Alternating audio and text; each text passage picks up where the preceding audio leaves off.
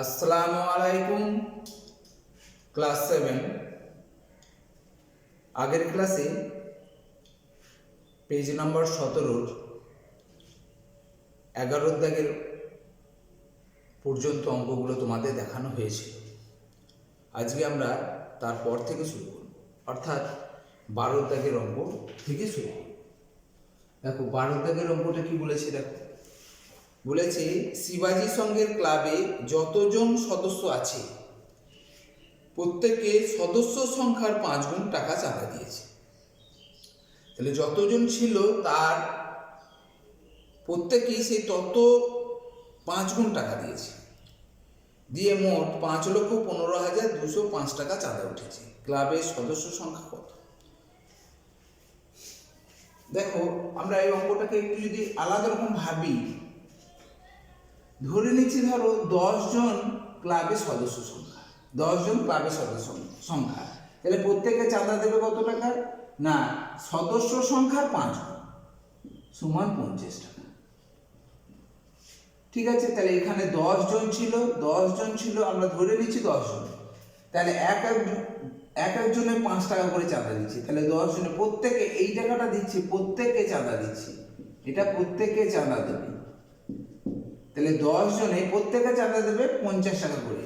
তাহলে এই 10 জনে 50, এক একজনে যদি 50 টাকা দেয় প্রত্যেকে, মানে 50 টাকা, মানে এক একজন, তাহলে 10 জনে কত টাকা দেবে? 500 টাকা দেবে।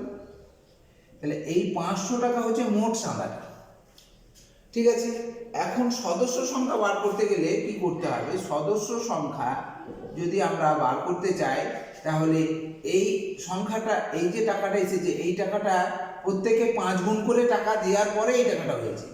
অর্থাৎ সদস্য সংখ্যাটা হতে পারে কি 500, বা হবে 500 ভাজিত কত গুণ করে টাকা দিচ্ছে সেটা ভাগ, মোট চাঁদার পরিমাণ এইটা কত গুণ করে টাকা দিচ্ছে সেটাকে দিয়ে ভাগ, এইটার বর্গমূলটাই হয়ে যাবে সদস্য সংখ্যা।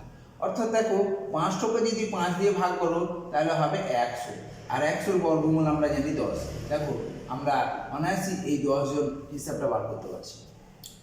এরকমভাবে আমরা এই পদ্ধতিকে নিয়ে আমরা সদস্য সংখ্যাটা বার করছি। দেখো ধরেছিলাম 10 জন, 10 জনই বেরিয়েছে, তাই না? তাহলে এই ক্ষেত্রে, এই অঙ্কটার ক্ষেত্রেও আমাদের সদস্য সংখ্যা নিয়ম কেমন হবে? সদস্য সংখ্যা বার করার কেমন নিয়ম হবে বলতো? একই পদ্ধতি হবে, যে সদস্য সংখ্যা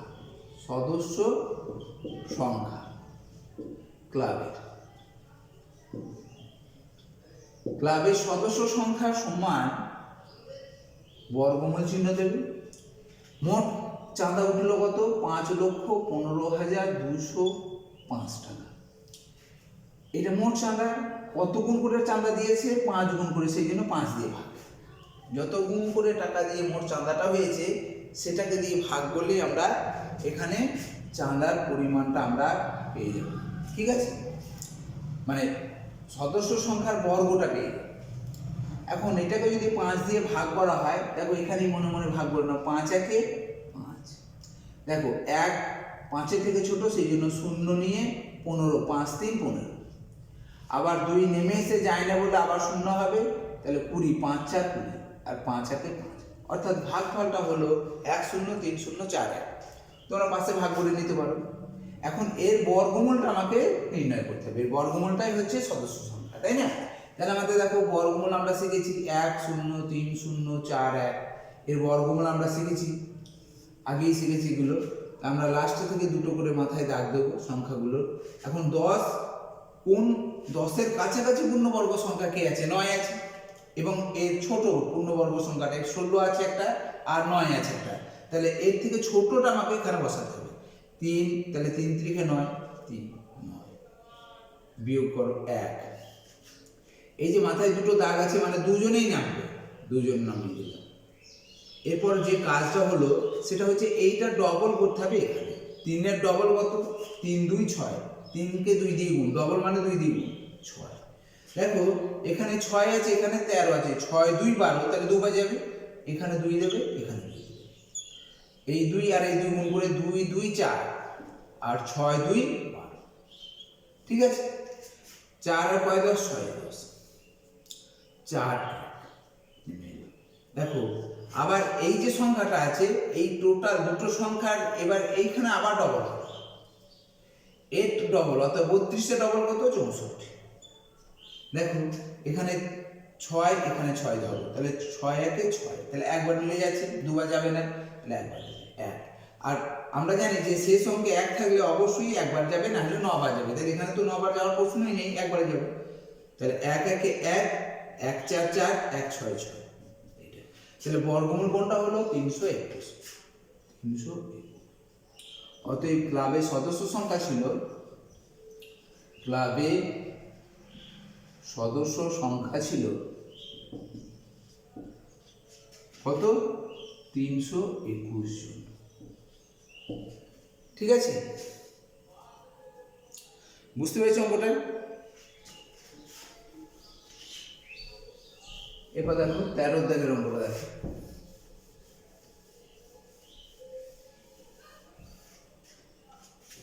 তেরোটা কি বলেছে দেখো,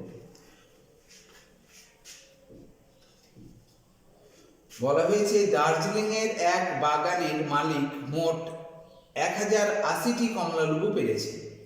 সেই কমলালেবুগুলো কতগুলি ঝুড়িতে এনে তার প্রত্যেকটিতে ঝুড়ির সমান সংখ্যক কমলালেবু রাখতে গিয়ে দেখলেন 9টি কমলালেবু কম হয়েছে। দেখো যতগুলো ঝুড়ি এনেছে সেই ঝুড়িগুলোর সমান সংখ্যক প্রত্যেকটা ঝুড়িতে রাখতে চাইছে। ধরো 10টা ঝুড়ি এনেছে, 10টা ঝুড়ি এনেছে, তাহলে 10টা ঝুড়িতে এক একটা ঝুড়িতে কত করে থাকবে, 10টা করেই থাকবে। যতগুলো ঝুড়ি আছে প্রত্যেক ঝুড়িতে ততগুলো করে কি আছে কমলালেবু আছে। তাহলে এটাকে যদি আমরা গুণ করে দিই তাহলে মোট কমলালেবুর সংখ্যাটা পেয়ে যাবো। দেখো আমরা ধরেছি 10টা ঝুড়ি নিয়ে এসেছিল, তাহলে এক একটা ঝুড়িতে কটা করে রাখবে, 10টা করে রাখবে। তাহলে এটাকে যদি আমরা গুণ করি, গুণ করলে আমরা টোটাল যে লেবুর সংখ্যাটা পাবো সেই লেবুর সংখ্যাটা টোটাল লেবুর সংখ্যা হলো। এবার এখানে ঝুড়ির সংখ্যাটা কত হবে, ঝুড়ির সংখ্যা হিসাব করলে এই শুধু এর বর্গমূলটা করতে হবে, 100 বর্গ সমান 10টি। দেখো এই 10টি আমরা ঝুড়ির সংখ্যা পেয়ে যাচ্ছি। ঠিক এইরকম ভাবেই আমরা এই সমস্যাটারও সমাধান করার খোঁজার চেষ্টা করি। দেখো বলেছে যে মোট 1080টি কমলালেবু পেয়েছে, তাহলে এখানে লিখবে ঝুড়ির সংখ্যা, ঝুড়ির সংখ্যা, ঝুড়ির সংখ্যা সমান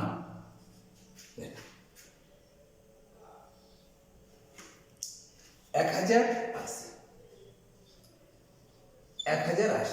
ঠিক আছে, এবার দেখছি দেখো যে প্রত্যেক ঝুড়িতে সমান সংখ্যা কমলালেবু রাখতে গিয়ে দেখছে যে 9টা কমলালেবু কম পড়ছে।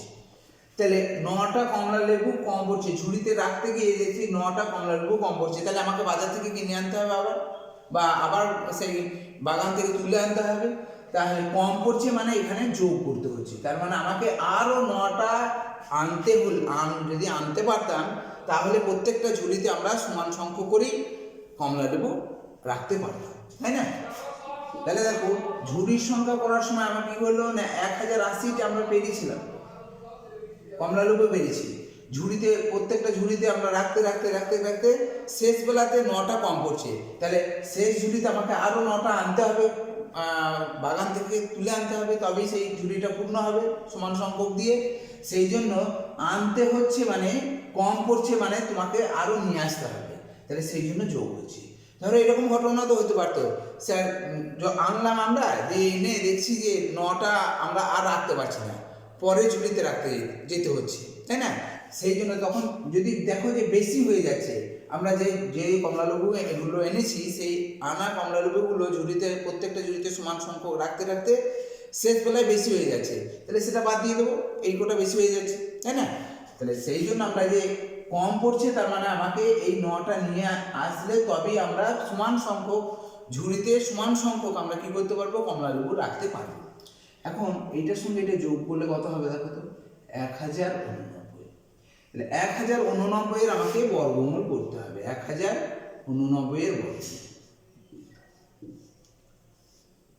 ঠিক আছে, দেখো এরকম অঙ্ক তোমাদের আগেও দেখিয়েছিলাম যে এখানে প্রথমে আমরা বলেছিলাম যে এর বর্গমূলের এইটাকে বলা হয় এককের অঙ্ক। এককের অঙ্ক কি হতে পারে, এর বর্গমূলের এককের অঙ্ক কি হতে পারে বলতো, লাস্ট অঙ্ক 9 থাকলে হয় 3 হতে পারে, না হলে 7 হবে। এককের অঙ্কটা 3 হতে পারে, না হলে 7 হতে পারে। দেখো বর্গমূল না করেই বলে দিতে পারছি। আর এর বর্গমূলের অঙ্ক সংখ্যা কটা হবে বলো তো? কটা মাথায় দাগ দিয়ে আছে? দুটো দাগ। তার মানে এর বর্গমূলের অঙ্ক সংখ্যা হবে দুটো। ঠিক আছে, এগুলো সব প্রশ্নই থাকতে পারে, আমরা এগুলো দেখবো একবার। তাহলে 10 আছে, কবার দেবে? 3 বার। এখানে 3, 9, 1, 8, 9টা নেবে। দেখো 3-এর ডবল কত হবে? 6। দেখো 6 এখানে দুটো সংখ্যা নাও, 6, 3, 18, তাহলে 3 বার দাও। আর শেষ অঙ্ক যেহেতু 9 আছে, হয় 3 বার, নাহলে 7 বার যাবে। এখানে 7 বার যাওয়ার প্রশ্নই নেই, 6 7 42 হয়ে যাচ্ছে, তার মানে এখানে 7 বার নয়, 3 বার যাবে। তাহলে এখানে 3, এখানে 3, 3 3 9, 3 6। তাহলে এখানে বর্গমূল কত হলো? 33। অতএব কি লিখবে? যে কতগুলো ঝুড়ি এনেছিলেন? অতএব 33টি ঝুড়ি এনেছিলেন। অতএব 33টি ঝুড়ি এনেছে।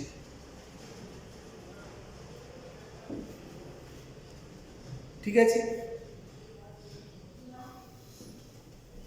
এবার দেখো 14টা দেখো।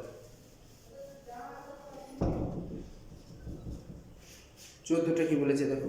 বলেছে বকুলতলার একটি পুকুর সংস্কার করতে পঞ্চায়েত যতজন লোক নিযুক্ত করেছিল তারা ততদিন কাজ করেছে। যতজন লোক ছিল, ধরো 10 জন লোক ছিল, তাহলে 10 দিন কাজ করেছে। যতজন ছিল ততদিন করে কাজ করেছে। 10 জন ছিল, তাহলে 10 দিন কাজ করেছে। 10 দিন কাজ করেছে। ঠিক আছে, প্রত্যেকে 10 দিন করে কাজ করেছে। তাহলে এবার দৈনিক 55 টাকা করে পেয়েছে। ধরো তুমি 10 দিন কাজ করেছো, এক দিনে 55 টাকা করে পাচ্ছ, তাহলে 55 দ্বিগুণ হবে। তাহলে এটা হলো 550 টাকা। এই 550 টাকাটা কার? এক জনে টাকা পেয়েছে, কাজ করে মজুরি পাচ্ছে 550 টাকা করে। এবার 10 জন কাজ করে, এটা হচ্ছে এক জনের, এটা প্রত্যেক জনের, এটা প্রত্যেক জনের 10 দিন কাজ করলে 55 টাকা করে পায় যদি, তাহলে 550 টাকা পাবে। এখন মোট কত টাকার পরিমাণ হবে? না এইটার সঙ্গে এটা গুণ করলে একজনে যদি 550 হয়, তাহলে 10 জনে কত হবে? 550 গণিত 10 সমান 5500 টাকা। এই 5500 টাকাটা এখন কার টাকা? কার পরিমাণটা? না মোট যে 10 জন কাজ করছিল 10 দিন ধরে, সেই টাকার পরিমাণটা হচ্ছে এই টাকাটা। এখন এটাকে যদি আমরা জনসংখ্যায়, মানে কতজন করে কাজ করছিল, কতজন, অর্থাৎ জনসংখ্যাটা আমরা নির্ণয় করি, তাহলে আমাদের দেখো এই যে টাকাটা পেয়েছি, এই টাকাটা 5500 টাকাটা, এই 5500 টাকাটা পাচ্ছি। প্রত্যেকে কত টাকা করে দিয়েছে? না এই প্রত্যেককে টাকা দিয়েছে দেখো 55 টাকা করে। এই 55 টাকা দিয়ে আমরা সেই জন্য ভাগ করব, মোট টাকার পরিমাণকে 55 টাকা দিয়ে ভাগ করব। কারণ এই যে 10 আর এই যে 10 আছে, এই 10 আর এই 10টার বর্গটাই হচ্ছে মোট। এই 10 আর এই 10টার গুণ করে যে সংখ্যাটা হলো, সেটা হলো কি? প্রত্যেক দিন কাজ করছিল। এবার প্রত্যেক দিনে মজুরিটা পেয়েছে 55 টাকা, সেটা দিয়ে গুণ করলে আমরা টোটাল মজুরিটা পেয়ে যাচ্ছি। সেই জন্য টোটাল মজুরির পরিমাণটা হচ্ছে 5500 টাকা। এবার একজনে 55 টাকা করে মজুরি পাচ্ছি, তাহলে যে সংখ্যাটা হবে সেই সংখ্যাটা হচ্ছে জনসংখ্যার বর্গটা, অর্থাৎ 55 দিয়ে ভাগ করলে 100 হবে। এই 100 সংখ্যাটা হচ্ছে জনসংখ্যার বর্গ। তাহলে আমরা জনসংখ্যা বার করবো, জনসংখ্যা সমান 10 জন। দেখো 10 জন এইখানে উত্তর দিচ্ছি। তাহলে সেম এই অঙ্কটার ক্ষেত্রেও আমরা একই পদ্ধতির সাহায্য নিয়ে অঙ্কটাকে সমাধান করার চেষ্টা করি। দেখো কি আছে, তাহলে মোট 12,775 টাকা চাঁদা উঠেছে। তাহলে এখানে লিখবে যে জনসংখ্যা সমান মোট চাঁদা উঠেছে কত টাকা? দেখো 12,375 টাকা। এই টাকাটা একজনে 55 টাকা করে দিয়েছে, সেই জন্য 55 টাকা দিয়ে ভাগ করলে যে সংখ্যাটা পাবো, সেই সংখ্যাটা হচ্ছে জনসংখ্যার বর্গটা। ঠিক আছে, সেই জন্য জনসংখ্যা যখন নির্ণয় করছি, সেই জন্য বর্গমূলটা করে দিচ্ছি। বুঝতে পেরেছো? এখন 55 দিয়ে এটাকে আমাকে ভাগ করতে হবে। 1 2 3 7 5কে 55 দিয়ে ভাগ করে দেবো। তাহলে 55 2 110, 3 1 7 নেমে এলো, আবার 55 2 110, 7 2 5 নেমে এলো, 5 বাদ দিয়ে দাও, 5 5 5 25, 5 5 25, তাহলে ভাগফলটা কত হলো 225। 225। এখন এর বর্গমূল আমরা করতে জানি। দেখো কিছু কিছু অঙ্ক আছে আমরা মুখে মুখে বর্গমূল করতে জানি।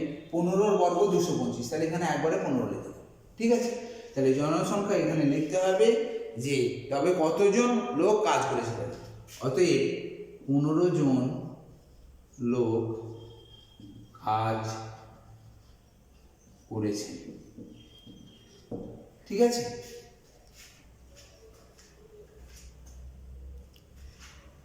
এরপর দেখো 15টা দেখো,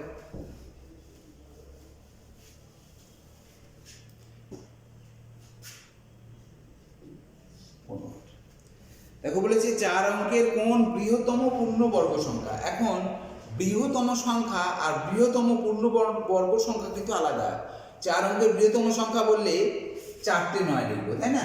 4 অঙ্কের বৃহত্তম 4টে 9, কিন্তু এই 9999 সংখ্যাটা পূর্ণবর্গ সংখ্যা নয়। এইটা কিন্তু পূর্ণবর্গ সংখ্যা নয়, কারণ এটা যদি আমরা বর্গমূল করি বর্গমূল করতে পারবো না। ঠিক আছে, তো এই 9999 সংখ্যাটি পূর্ণবর্গ সংখ্যা নয়, তাহলে আমাকে পূর্ণবর্গ সংখ্যা নিশ্চয় বার করতে গেলে তাহলে আমাকে আলাদা রকম ভাবে চিন্তা ভাবনা করতে হবে। দেখো 4 অঙ্কের কোন বৃহত্তম পূর্ণবর্গ সংখ্যা 12, 18 এবং 30 দ্বারা বিভাজ্য। তাহলে এমন একটি পূর্ণবর্গ সংখ্যা আমাকে নির্ণয় করতে হবে 4 অঙ্কের বৃহত্তম, যেটা 12, 18 এবং 30 দ্বারা বিভাজ্য। তাহলে 12, 18 এবং 30 দ্বারা বিভাজ্য মানে হচ্ছে 12, 18 এবং 30-এর যে লসগুটা হবে সেই লসগু দিয়ে বিভাজ্য। দেখো কোন একটা সংখ্যাকে যদি আমরা 12, 18 এবং 30 দিয়ে ভাগ করতে চাই, তাহলে এই যে লসগুটা হবে সেই লসগুটাকেও দিয়েও ভাগ করা যাবে। তাহলে আমরা এই লসগু করলাম, দেখো 2 দিলাম, 2 6 12, 2 9 18, 2 15, এবার 3 দিয়ে দাও। তাহলে এটা আমরা কি করছি, লসগু করছি, কারণ লসগুটা যেটা হবে সেই লসগুটা যেটা হবে ধরো সেটাকেও 12 দিয়ে ভাগ করতে পারবে, 18 দিয়ে ভাগ করতে পারবে, 30 দিয়ে ভাগ করতে পারবে। তাহলে যে সংখ্যাটা পাচ্ছি সেই সংখ্যাটা আমরা একটা নির্ণয় করতে পারছি। 3 2 6, 3 3 9, 3 5 15, আর তো যাবে না। তাহলে এখানে লিখবে যে আমার দরকার, আমাকে চেয়েছে পূর্ণবর্গ সংখ্যাটা। তাহলে লসগু যেটা হবে সেই লসগুটা দেখো, লসগুর যে উৎপাদকগুলো একটা 5, একটা 3, একটা 2, একটা 3, একটা 2, তাহলে এখানে দেখো দুটো 2 আছে আর দুটো 3 আছে, কিন্তু একটা 5 থাকছে। তাহলে যে লসগুটা হলো সেই লসগুটা কিন্তু পূর্ণবর্গ সংখ্যা হবে না। কি করে বুঝবে বলো তো পূর্ণবর্গ সংখ্যা হবে কিনা? দেখো 2 একটা আছে, এখানে একটা, তাহলে দুটো 2 আছে, মানে জোড়ায় জোড়ায় থাকলে পূর্ণবর্গ সংখ্যা হবে, নাহলে হবে না। তাহলে এখানে 2 একটা, এখানে একটা 2, তাহলে দুটো 2 জোড়া আছে, আবার দুটো 3 আছে জোড়া আছে, কিন্তু 5 একটা আছে, এই 5-এর জোড়া নেই। সেই জন্য এর ক্ষেত্রে আমরা এই সংখ্যার যেটা লসগু করে নেবো সেই লসগুটা কিন্তু পূর্ণবর্গ সংখ্যা হবে না। তাহলে আমরা এখানে লিখব যে পূর্ণবর্গ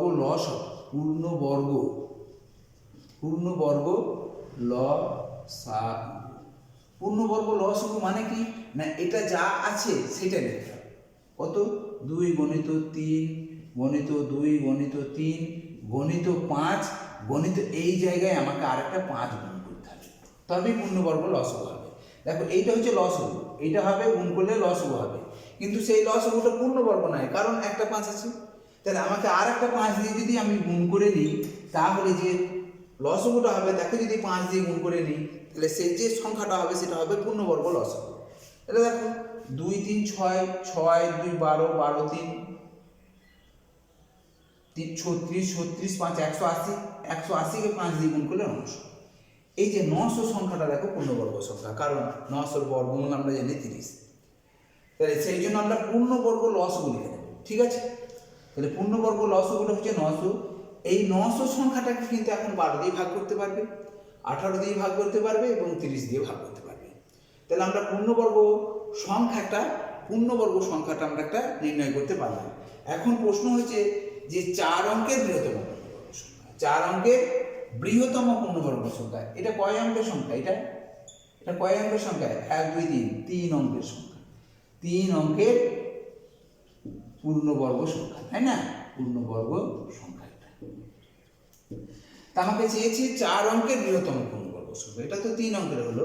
দেখো কোনো একটা পূর্ণবর্গ সংখ্যা, এটা একটা পূর্ণবর্গ সংখ্যা, সেই পূর্ণবর্গ সংখ্যাকে যদি আমরা পূর্ণবর্গ সংখ্যা দিয়ে গুণ করি তাহলেও আমরা পূর্ণবর্গ সংখ্যা পাবো। যেমন একটা উদাহরণ দেখো যে 1 একটা পূর্ণবর্গ সংখ্যা, কারণ 1 পূর্ণবর্গ সংখ্যা যার বর্গমূল করা যায়, 1 বর্গমূল করা যায়। দেখো 4 একটা পূর্ণবর্গ সংখ্যা, 4 বর্গমূল করা যায়, তার মানে 1 আর 4 গুণফল কত? 4। দেখো এটাও একটা পূর্ণবর্গ সংখ্যা। তাহলে কোনো একটা পূর্ণবর্গ সংখ্যাকে আরেকটা পূর্ণবর্গ সংখ্যা দিয়ে গুণ করলে আমরা আবারও পূর্ণবর্গ সংখ্যা পাবো। আর একটা উদাহরণ দিই, দেখো 25, আর একটা ধরো 9, 25 বর্গমূল করা যাবে, 9 বর্গমূল করা যাবে, 9 25 গুণ করলে কত হবে? দেখো 225। তাহলে 25 পূর্ণবর্গ সংখ্যা, 9 একটা পূর্ণবর্গ সংখ্যা, 225ও একটা পূর্ণবর্গ সংখ্যা। কার? না 15 পূর্ণবর্গ, 15 বর্গ হচ্ছে 225। ঠিক আছে, তাহলে আমরা বুঝতে পারলাম যে কোনো একটা পূর্ণবর্গ সংখ্যাকে যদি পূর্ণবর্গ সংখ্যা দিয়ে গুণ করতে পারি তাহলে সেটা পূর্ণবর্গ সংখ্যায় থাকবে। ঠিক আছে, তাহলে 900কে এখানে লিখবে তোমরা, কোনো পূর্ণবর্গ সংখ্যাকে পূর্ণবর্গ সংখ্যা দ্বারা গুণ করলে পূর্ণবর্গ সংখ্যায় থাকবে। অর্থাৎ 900 গুণিত 1 সমান 900। দেখো 1 একটা পূর্ণবর্গ সংখ্যা, 900 3 অঙ্কের পূর্ণবর্গ সংখ্যা, 3 অঙ্কের পূর্ণবর্গ সংখ্যা। ঠিক আছে, 900 এর 1 পরের পূর্ণবর্গ সংখ্যা কত? 4। 1 পরের পূর্ণবর্গ সংখ্যাটা হচ্ছে 4, তাহলে 4 9 36। দেখো ইহা 3 অঙ্কের হলো, ইহা 4 অঙ্কের পূর্ণবর্গ সংখ্যা, এটা 4 অঙ্কের সংখ্যা। কিন্তু আমার 4 অঙ্কের সংখ্যাটা যদি পূর্ণবর্গ মানে বৃহত্তম বলে তাহলে আমাকে এখনো দেখতে হবে 900 কে। এবার দেখো 4 এর পরের পূর্ণবর্গ সংখ্যাটা হচ্ছে 9, তাহলে 9 9 81, 8100। ইহাও 4 অঙ্কের পূর্ণবর্গ সংখ্যা। এবার আরেকটা করে দেখতে হবে, এটা তো 4 অঙ্কের হলো, আরো আরেকবার দেখতে হবে, যতক্ষণ না 5 অঙ্কের আসছে ততক্ষণ করতে হবে। 9 এর পরের পূর্ণবর্গ সংখ্যা হচ্ছে 16, 9 এর পরের পূর্ণবর্গ সংখ্যা হচ্ছে 16, তাহলে 9 16 144, 1 4 4 আর দুটো শূন্য। দেখো ইহা 5 অঙ্কের হয়ে গেল, 5 অঙ্কের বৃহত্তম পূর্ণবর্গ সংখ্যা। তাহলে আমার তো চেয়েছে এখানে 4 অঙ্কের বৃহত্তম সংখ্যা, তাহলে দেখো 4 অঙ্কের দুটো সংখ্যা পাচ্ছি, এই দুটো, একটা 3600 আর একটা হচ্ছে 8100। এই দুটো সংখ্যার মধ্যে দুটোই পূর্ণবর্গ সংখ্যা, তাহলে এই দুটোর মধ্যে বড় কোনটা? 8100টা। অতএব উত্তরটা লিখবে তোমরা যে 4 অঙ্কের কোন বৃহত্তম পূর্ণবর্গ সংখ্যা। তাহলে এখানে লিখবে 4 অঙ্কের বৃহত্তম পূর্ণবর্গ সংখ্যা, 4 অঙ্কের বৃহত্তম পূর্ণবর্গ সংখ্যা 8100, যারা পূর্ণবর্গ সংখ্যা এত 8100 যা 12, 18 এবং 30 দ্বারা বিভাজ্য। ঠিক আছে, বুঝতে পেরেছো জিনিসটা কি? যদি ক্ষুদ্রতম বলতো তাহলে এইটা উত্তর হতো, কারণ 4 অঙ্কের 3600টা ক্ষুদ্রতম, তাহলে 4 অঙ্কের ক্ষুদ্রতম পূর্ণবর্গ সংখ্যা বললে তখন তুমি এই 3600টা উত্তর হতো। ঠিক আছে, যদি 5 অঙ্কের ক্ষুদ্রতম সংখ্যা বলতো তাহলে দেখো এইটা হতো উত্তর, এইটা উত্তর। 5 অঙ্কের ক্ষুদ্রতম পূর্ণবর্গ সংখ্যা হলে তখন এটা হবে 5 অঙ্কের ক্ষুদ্রতম সংখ্যা। 5 অঙ্কের বৃহত্তম সংখ্যা বললে তখন তোমাকে আবারও 900 গণিত এর পরের পূর্ণবর্গ সংখ্যা 25 দিয়ে গুণ করবে, তারপর 900 গণিত 36 গুণ করে দেখবে যখন 6 অঙ্কে চলে আসবে তার আগের সংখ্যাটা, এটা যখন 5 অঙ্কে চলে এসেছে তার আগের অঙ্কটা 4 অঙ্কের, তাহলে এইটা বৃহত্তম সংখ্যা। তাহলে 5 অঙ্কের বললে 6 অঙ্কের সংখ্যা যখন চলে আসবে তার আগেটা হয়েছে, তুমি তাহলে বুঝতে পারবে যে এখানে 5 অঙ্কের যে সংখ্যাটা সব বড় না কোনটা ছোট সেটা বুঝতে পারবে না, তাহলে সেখান থেকে তোমরা অঙ্কটা করে নিতে পারবে। অর্থাৎ তোমাদের 16 অঙ্কটাও এই অঙ্ক দিয়েই বোঝানো হয়ে গেল, তোমরা 16 অঙ্কটা নিজের করার চেষ্টা করবে। ঠিক আছে, ঠিক আছে। দেখো তোমাদের সিলেবাসে কিন্তু থাকবে, তোমাদের সিলেবাসে থাকবে এই অধ্যায়ের এই কোর্সে দেখি 1.4 থাকবে, আর থাকবে বীজগাণিতিক যে অধ্যায় 6-এর যে অঙ্কগুলো আছে, অধ্যায় 6-এর যেগুলো আছে আর কি, বীজগাণিতিক প্রক্রিয়া এই অংশটা থাকবে। তো একটু ভালো করে একটু দেখে নেবে। তো এখান থেকে শর্ট প্রশ্ন দেখো, পরিসীমা কোনগুলো? পরিসীমা মানে আমি আগেও দেখিয়েছিলাম তোমাদের, পরিসীমা মানে বাইরের সীমার একটা যোগফল। ধরো এটা একটা ত্রিভুজ, এই ত্রিভুজ এটা ধরো 3 সেমি, এটা ধরো 5 সেমি, এটা 6 সেমি, তাহলে এর পরিসীমা কত হবে? পরিসীমাটা কত হবে না, এই বাইরের সীমারেখার এই বাহুগুলোর যোগফলটাই হচ্ছে তার পরিসীমা। তাহলে এখানে 3 + 5 + 6 সমান 3 আর 5 8 আর 6 14 সেমি।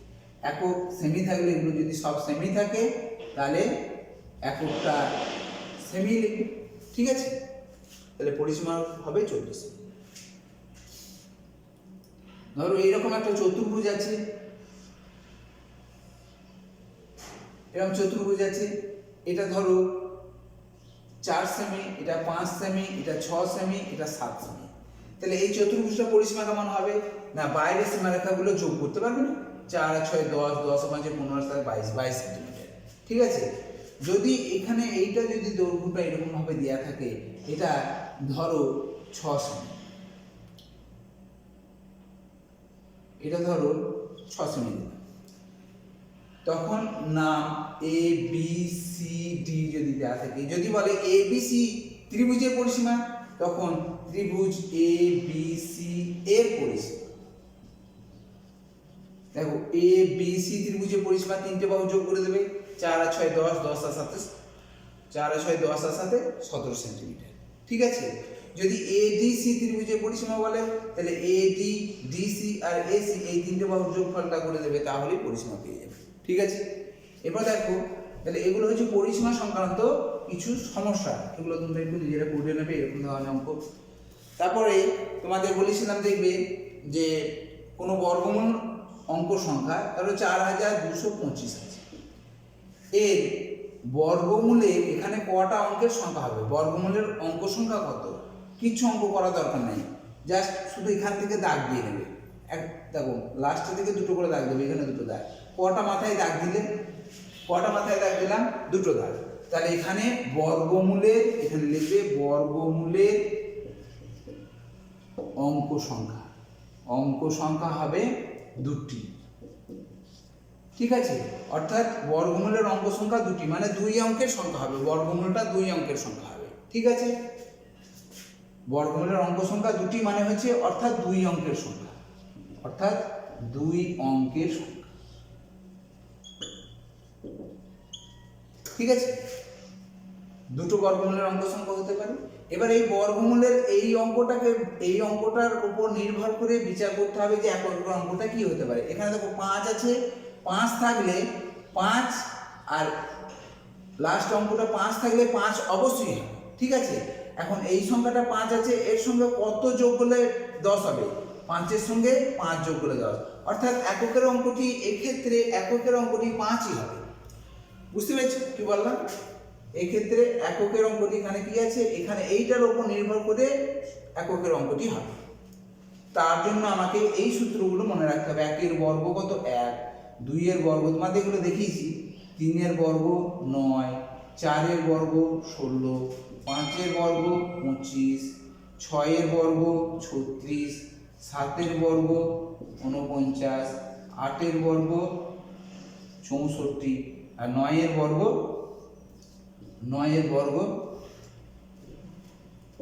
8 এর বর্গ 64, 9 এর বর্গ 81। এই কটা মনে রেখে দিতে পারলেই তুমি এককের অঙ্ক কি বা কি হতে পারে তুমি নিশ্চয়ই বলতে পারবে। দেখো এখানে শেষ অঙ্কটা 5 আছে, আর কোনো জায়গায় শেষ অঙ্ক 5 নেই, তাহলে শেষ অঙ্ক 5 থাকলে এককের ঘরের অঙ্কটি হবে অবশ্যই 5। তাহলে এখানে বর্গমূলের এককের ঘরের অঙ্ক কি হবে? 5, ঠিক আছে? বুঝতে পেরেছো? এবার দেখো আরেকটা দেখো, 106009 এর বর্গমূল করতে চাই।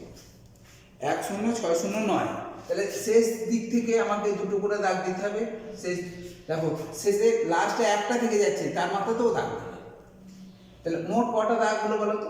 3টে দাগ। তাহলে এখানে বর্গমূলের অঙ্ক সংখ্যা হবে 3টি, বর্গমূলের অঙ্ক সংখ্যা হবে 3টি, অর্থাৎ 3 অঙ্কের সংখ্যা হবে, অর্থাৎ বর্গমূল হচ্ছে 3 অঙ্কের সংখ্যা হবে। ঠিক আছে, এবার এককের ঘরের অঙ্কটা কি হতে পারে? 9 আছে। এই 9 থাকলে আমাকে দেখো 9 থাকলে কি হতে পারে? দেখো 9 থাকলেই তো 9, তাহলে 3 হতে পারে। একটা বার করলে আরেকটা বার করা সহজ। তাহলে এর সঙ্গে কত যোগ করলে 10 হবে? 7 যোগ করলে। তাহলে এখানে বর্গমূলের এককের ঘরের অঙ্কটা কি হতে পারে? 3 হতে পারে, 3 অথবা 7। ঠিক আছে, বুঝতে পেরেছো এগুলো জিনিসগুলো? এরপর দেখো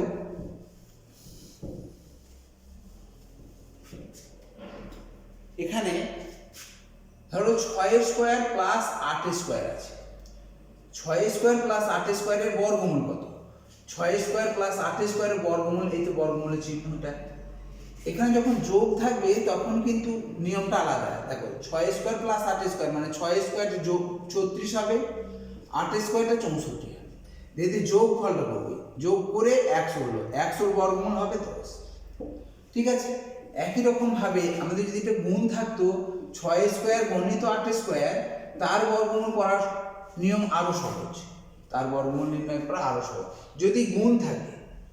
ঠিক আছে, গুণ থাকলে আমাকে এরকম ভাবে স্কোয়ার ভাঙতে হবে না। 6 স্কোয়ার মানে দুটো 6 আছে, একটা 6 বেরিয়ে আসবে, বর্গমূল থেকে একটা 6 বেরিয়ে আসবে। দুটো 8 আছে, একটা 8 বেরোবে, এর বর্গমূল হবে 48। তাহলে দেখো গুণ থাকলে কি করব না 6 স্কোয়ার মানে 6 স্কোয়ার মানে কি দুটো 6 আছে, আর বর্গমূলের ভেতর দুটো করে জিনিস একই থাকলে একটা বেরিয়ে আসবে। তাহলে 6 স্কোয়ার মানে দুটো 6 এর গুণফল, তাহলে একটা 6 হলো। আবার গুণ আছে, গুণ চিহ্ন দেয়। 8 স্কোয়ার মানে দুটো 8 এর গুণফল মানে একটা 8 গুণ, বর্গমূল হলো 6 8 48, এই বর্গমূলটা হবে 48। ঠিক আছে, যোগ থাকলে তোমাকে এরকম ভাবে করতে হবে। এমন হতে পারে বিয়োগ আছে, স্যার 10 স্কোয়ার আছে, 10 স্কোয়ার মাইনাস 6 স্কোয়ার আছে, তাহলে কি করবে? দেখো 10 স্কোয়ার মানে হলো 100, বিয়োগ বা যোগ থাকলে তোমাকে এরকম ভেঙে নিতে হবে। ঠিক আছে, কিন্তু গুণ থাকলে কোনো কিছু করতে হবে না। আর 6 স্কোয়ার 36, তাহলে 100 থেকে 36 বিয়োগ করলে 64, 64 বর্গমূল 8। জিনিসটা ক্লিয়ার হচ্ছে? এরকম ধরনের প্রশ্নগুলো তোমরা একটু ভালো করে বেশি করে প্র্যাকটিস করবে। এই ধরনের প্রশ্নগুলোই সব প্রশ্ন এখান থেকে। ঠিক আছে, আর বড় প্রশ্নগুলো ভালো করে প্র্যাকটিস করবে। আজকে এই পর্যন্তই। আসসালামু আলাইকুম।